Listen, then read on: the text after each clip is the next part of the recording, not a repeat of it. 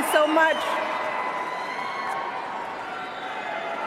You know, it's hard to believe that it has been 8 years since I first came to this convention to talk with you about why I thought my husband should be president. Remember how I told you about his character and conviction, his decency and his grace, the traits that we've seen every day that he served our country in the White House. I also told you about our daughters, how they are the heart of our hearts, the center of our world, and during our time in the White House, we've had the joy of watching them grow from bubbly little girls into poised young women, a journey that started soon after we arrived in Washington, when they set off for their first day at their new school. I will never forget that winter morning as I watched our girls, just 7 and 10 years old, pile into those black SUVs with all those big men with guns. And I saw their little faces pressed up against the window, and the only thing I could think was, what have we done? See, because at that moment, I realized that our time in the White House would form the foundation for who they would become, and how well we managed this experience could truly make or break them. That is what Barack and I think about every day as we try to guide and protect our girls through the challenges of this unusual life in the spotlight. How we urge them to ignore those who question their father's citizenship or faith. How we insist that the hateful language they hear from public figures on TV does not represent the true spirit of this country. How we explain that when someone is cruel or acts like a bully, you don't stoop to their level. No, our motto is, when they go low, we go high.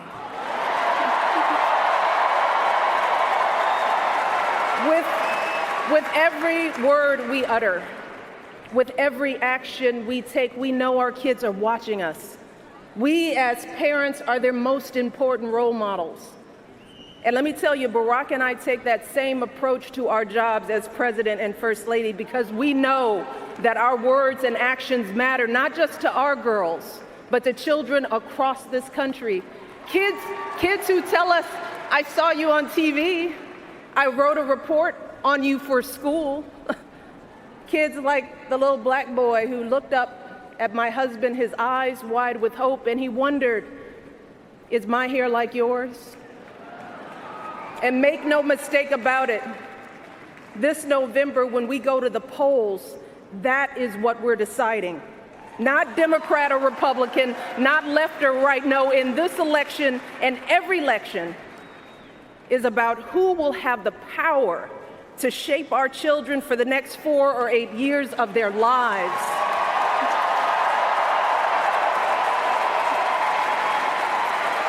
And I am here tonight because in this election, there is only one person who I trust with that responsibility. Only one person who I believe is truly qualified to be President of the United States, and that is our friend, Hillary Clinton.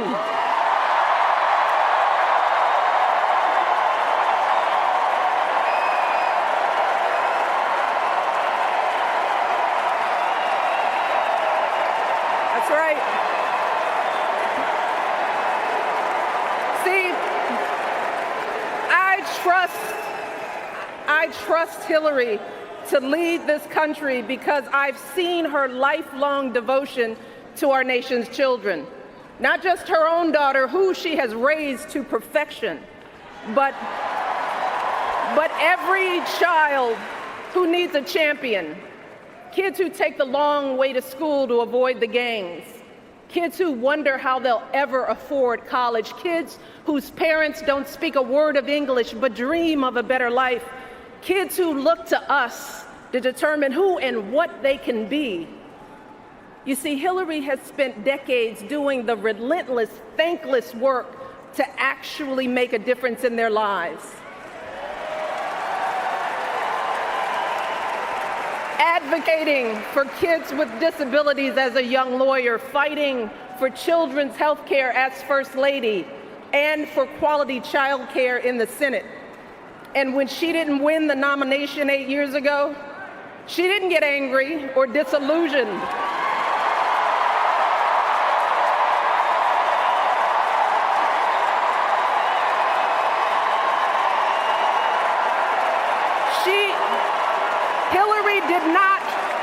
Hillary did not pack up and go home, because as a true public servant, Hillary knows that this is so much bigger than her own desires and disappointments. So she proudly stepped up to serve our country once again as Secretary of State, traveling the globe to keep our kids safe. And look, there were plenty of moments when Hillary could have decided that this work was too hard, that the price of public service was too high, that she was tired of being picked apart for how she looks or how she talks or even how she laughs. But here's the thing. What I admire most about Hillary is that she never buckles under pressure. She never takes the easy way out. And Hillary Clinton has never quit on anything in her life.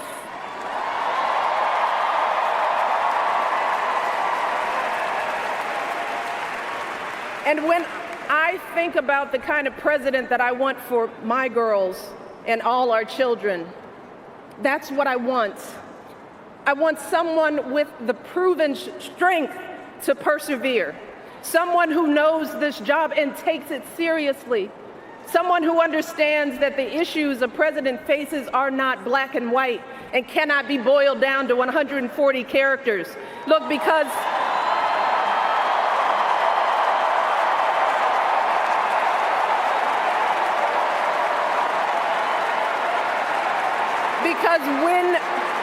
when you have the nuclear codes at your fingertips and the military in your command, you can't make snap decisions. You can't have a thin skin or a tendency to lash out. You need to be steady and measured and well-informed.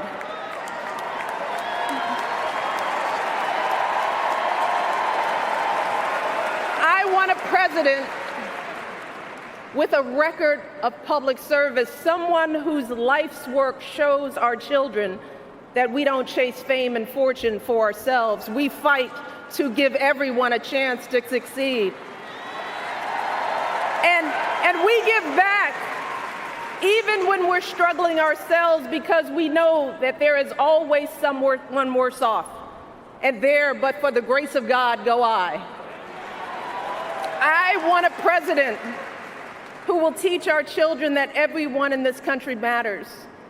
A president who truly believes in the vision that our founders put forth all those years ago, that we are all created equal, each a beloved part of the great American story. And when crisis hits, we don't turn against each other. No, we listen to each other. We lean on each other, because we are always stronger together.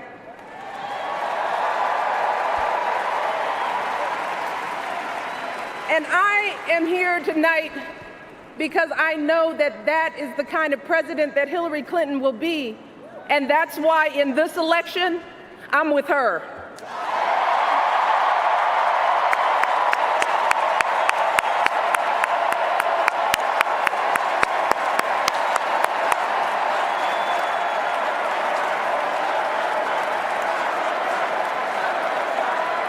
You see, Hillary understands that the president is about one thing and one thing only.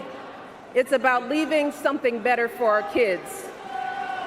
That's how we've always moved this country forward, by all of us coming together on behalf of our children. Folks who volunteer to coach that team, to teach that Sunday school class, because they know it takes a village. Heroes of every color and creed who wear the uniform and risk their lives to keep passing down those blessings of liberty. Police officers and protesters in Dallas who all desperately want to keep our children safe. People who lined up in Orlando to donate blood because it could have been their son, their daughter in that club.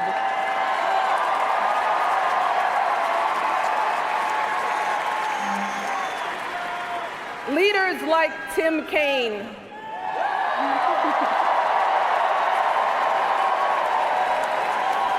who show our kids what decency and devotion look like.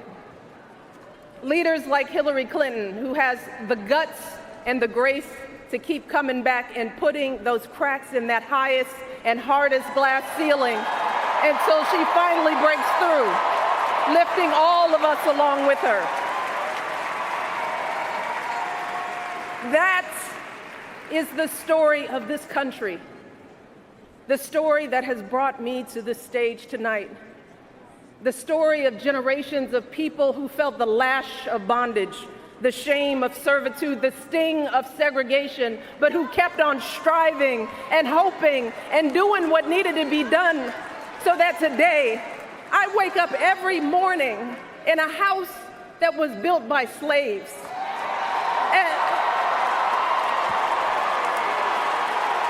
And I watch my daughters, two beautiful, intelligent black young women, playing with their dogs on the White House lawn.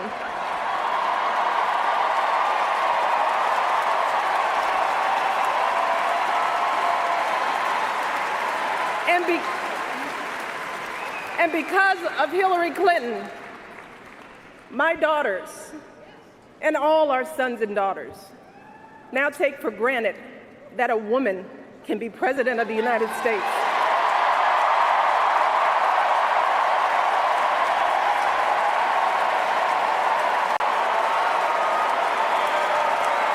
So look,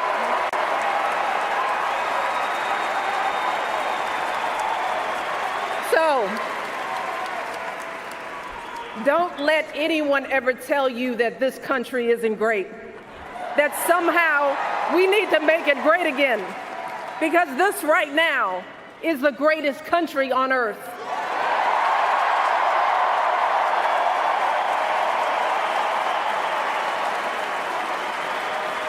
And as my daughters prepare to set out into the world, I want a leader who is worthy of that truth. A leader who is worthy of my girls' promise and all our kids' promise. A leader who will be guided every day by the love and hope and impossibly big dreams that we all have for our children. So in this election, we cannot sit back and hope that everything works out for the best. We cannot afford to be tired or frustrated or cynical. No, hear me. Between now and November, we need to do what we did 8 years ago and 4 years ago.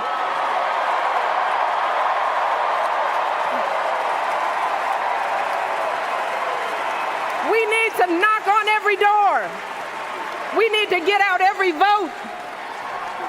We need to pour every last ounce of our passion and our strength and our love for this country into electing Hillary Clinton as president of the United States of America. So let's get to work. Thank you all, and God bless.